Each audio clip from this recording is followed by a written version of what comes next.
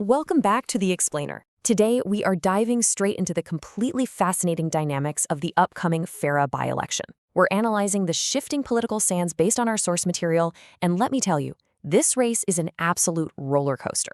It perfectly encapsulates the changing landscape of modern politics and is completely upending traditional expectations. Okay, let's start with this dramatic altercation. Picture this, a tense push and shove right outside a pre-polling booth. You've got coalition frontbencher James Paterson clashing with a volunteer handing out how-to-vote cards for One Nation.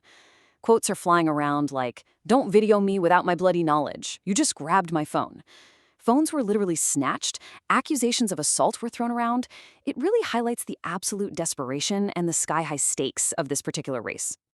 Section 1. The pre-poll scuffle. Now, this physical push and shove over a smartphone isn't just some local spat.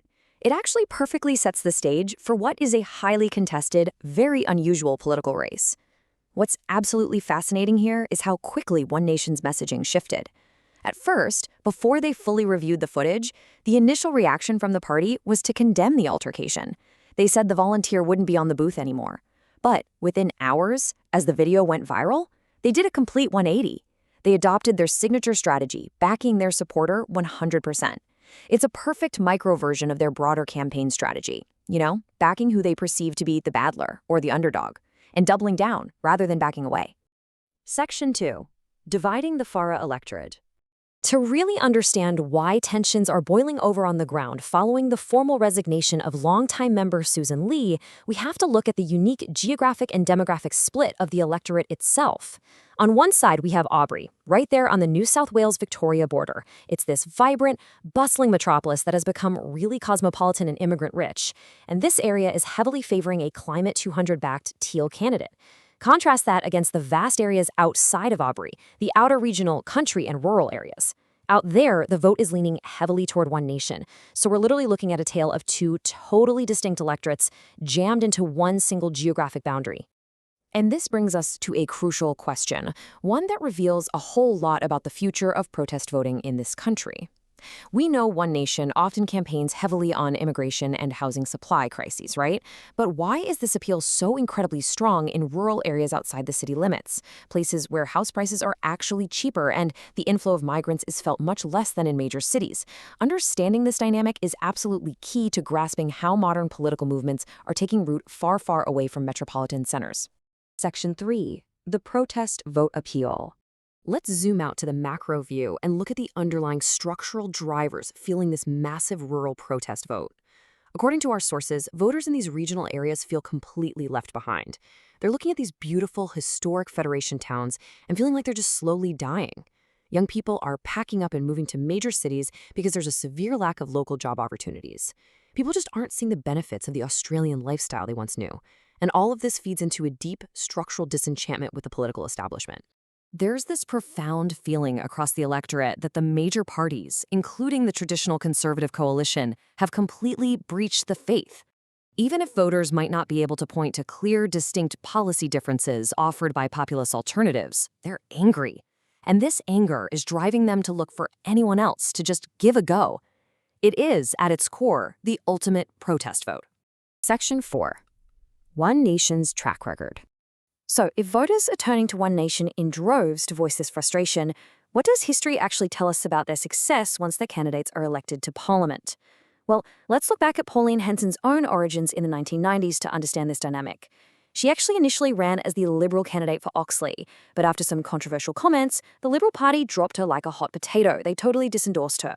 Surprisingly, though, that disendorsement became her initial ticket to Canberra. Because the ballot papers were already printed, she entered Parliament in 1996, not as a Liberal, and technically not even as One Nation, but as an independent member.